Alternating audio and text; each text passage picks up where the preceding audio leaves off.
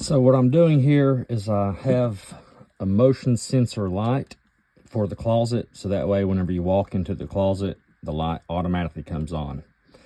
So this is all hooked up correctly and everything, and I ran another wire up into the attic, and I'm going to be putting a new switch over here, so that way when I go up to the attic, I can flip a switch and I'll have lights ran up there. So it'll all be here in the closet. So I took the neutrals apart, so I'm going to go ahead and connect the neutrals together, tie them off, and put them into the back of the box. And I have a pigtail here that I'm just going to set it over here for the time being. So of course I have the main power to the whole house turned off. So I'm going to make a little junction right here. I'm just going to go ahead and twist him on around so he gets in line. There we go, he's starting to get in line. But right here, just to stop it from arcing if there's any gaps. Okay.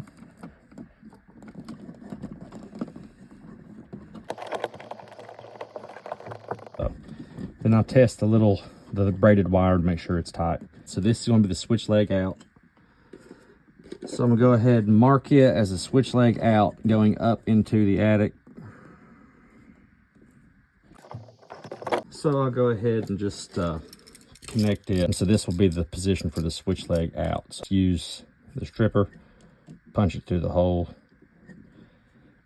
and it makes a nice little hook that you can connect right to it, just like that. I have an 11-in-1 that has a bunch of different sizes. And you want to make the J-hook there, and you want to make it in a way that as you go to tighten it down to the terminal, that it actually will grab a hold of it and it will tighten it. So this is the power coming in. So I'm going to make a pigtail from this one so I can connect it to that switch.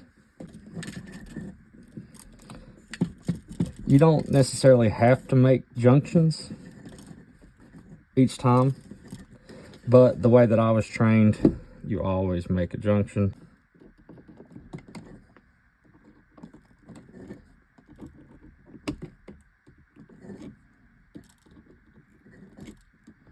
I'll go ahead and connect the other switch back to it. Pop the wire nut back on. I always try to leave a little bit extra hanging over on the braided wires, so that way the wire nut will get a really good bite on it. Because you always want to have a tight connection, because that's what prevents arcing, and arcing is what can potentially create a fire. This is going to be the power coming into the switch, so I need to make a J-hook for it. Okay. And then I'm going to go ahead and connect it to the switch. And it's pretty tight. It's not hitting the plastic. So we're good to go there. And I noticed back here in the back that these came undone. That means that I didn't use a crimp. I should have crimped it. I was doing this last night,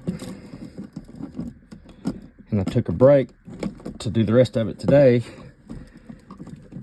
and I didn't pick up where I left off. But this is my house, so it's okay. Okay, we're back. So I got the ground fixed, I got everything over here connected, and now it's time to connect the ground to the switch. I'll make this a little bit easier here.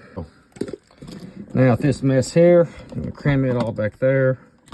This blue wire here, I'm not using it because this is for a 3-way switch, and this is just a single pole.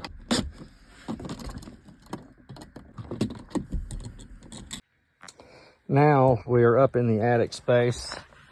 Down there's the switch. I have the wires here already marked. So this is the closet switch leg. This is for the attic overhead light. That's what we're looking for. And a black line just means that's the power coming in. So this is the wire. Got a little junction box. I'm gonna mount it a little bit better. So gonna need this much wire come in. I'll staple it so I can cut it off.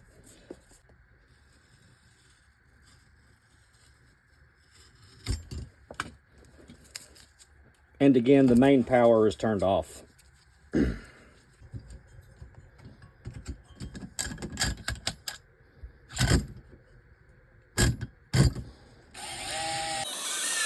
Now I will staple down the rest of this wire after I'm finished here. I'll show you when I'm done. It's pretty straightforward. If it's gold, that means black. If it's kind of whitish, silverish, you put it onto the neutral. So that one. Now let's go ahead and get him in there. Push it through. And you want to hold it so that way there's not excess hanging out the back. And let's go ahead and just make a little hook for there. Okay. Well, let's push him into the box. I'm going to cut now. All right, so I have all the wire. I went ahead and tidied it up a little bit, stapled it down. The LED lights are plugged in. They're all going to be right here. I'm going to run them all up through the ceiling or wherever. It's like 16 feet. And so I'm going to test it now. I'm going to flip that light switch down there, and I should have LED lights up here. So here we go. Oh, then my automatic light came on. So, oh, okay. And guess what? We have LED lights. I'm gonna run them all the way out. So then I can have plenty of light in here. So I can tidy up the rest of it. And I'll also have an additional outlet. So now, as you can see, I have ample light in the attic space. And I ran the LEDs all the way up. And it almost made the full length of the house, but there's enough ambient light on the other side that I don't have to have another light source. So that's how you put extra light into your attic to convert it into usable storage space. And that's how she looks. Nice and bright.